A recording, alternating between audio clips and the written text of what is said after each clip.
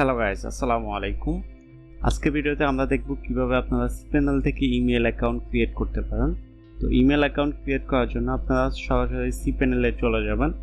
আপনি যে কোম্পানি থেকে হোস্টিংটা নিয়েছেন সেই কোম্পানির ওয়েবসাইটে লগইন করার পরে লগইন টু cPanel এ ক্লিক করলেও আপনি cPanel ড্যাশবোর্ডে আসতে পারবেন, অথবা আপনার ডোমেইন নেমের শেষে 2083 ক্লোন 2083 এটা লিখলেও আপনাকে cPanel এর ড্যাশবোর্ডে নিয়ে আসবে। সেখানে হচ্ছে আপনার ইউজার নেম এবং পাসওয়ার্ড দিতে হবে। ইউজার নেম পাসওয়ার্ড দিয়ে লগইনে ক্লিক করলে আপনাকে এই ড্যাশবোর্ডে নিয়ে আসবে। তারপরে হচ্ছে আপনি ইমেল ক্রিয়েট করার জন্য এখানে ইমেল অ্যাকাউন্টস নামে একটা অপশন আছে, সেই অপশনে ক্লিক করবেন। তারপরে আপনাকে ইমেল অ্যাকাউন্টসে নিয়ে আসবে। এখানে আপনার যদি আগে থেকে যতগুলো ইমেল ক্রিয়েট করা থাকে সেই ইমেলগুলো এখানে দেখাবে। তো আমরা যেহেতু নতুন একটা ইমেল ক্রিয়েট করতে চাচ্ছি, সেক্ষেত্রে আমরা হচ্ছে ক্রিয়েটে ক্লিক করব।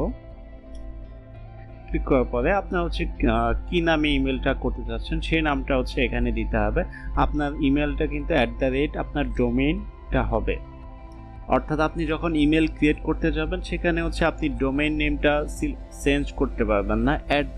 আপনার ডোমেইন নেম, এখানে আমার ডোমেইন হচ্ছে faisal.com।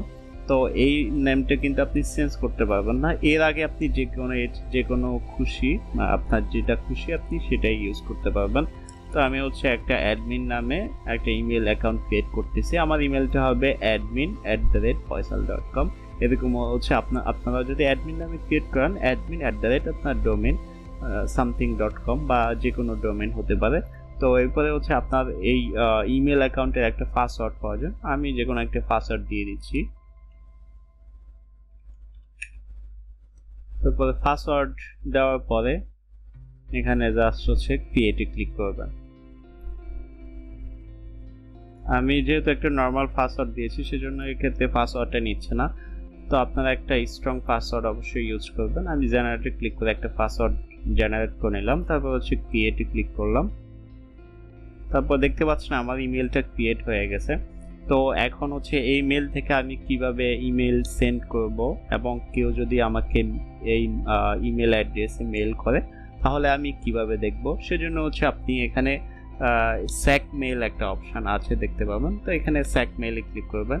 তারপরে হচ্ছে এখান থেকে আপনাকে রাউন্ড কিউবে নিয়ে যাবে, সেখানে হচ্ছে আপনার ইমেল সেন্ড করতে পারবেন এবং দেখতে পাবেন। তো আমরা একটু অপেক্ষা করি।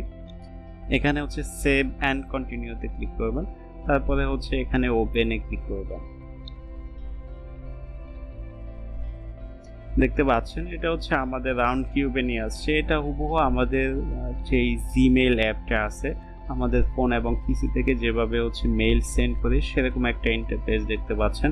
এখানে হচ্ছে আপনাকে কে মেইল করলো সেগুলো দেখাবে। সেন্ডে ক্লিক করলে আপনি কোন মেইলটা সেন্ড করছেন বা যে মেইলগুলো সেন্ড করেছেন সেগুলো হচ্ছে দেখাবে। তো এখান থেকে আপনি যদি কাউকে নতুন একটা মেইল সেন্ড করতে চান সেক্ষেত্রে আপনি এখানে কম্পোজে ক্লিক করবেন। তো একটু অপেক্ষা করি, লোড হচ্ছে। তারপর হচ্ছে আপনি কোন মেলটা সেন্ড করতে চাচ্ছেন সেটা এখানে টাইপ করবেন। তো আমি আমার যে কোনো একটা মেল এখানে টাইপ করে দিচ্ছি।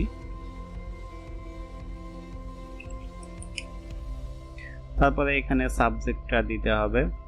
আমি জাস্ট আপনাদের দেখানোর জন্য টেস্ট দিয়ে দিচ্ছি। এখানে হচ্ছে আপনার যে মেলটা পাঠাবেন সেই মেইলের সম্পূর্ণ ডিটেলস দিবেন। তারপরে হচ্ছে সেন্ডে ক্লিক করবেন।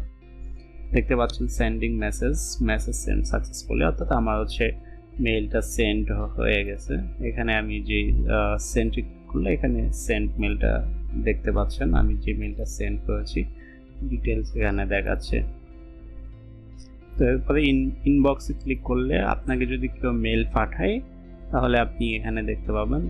এখানে আমার 2টা মেল এসেছে, এগুলো আমরা চাইলে এখান থেকে দেখতে পাবো।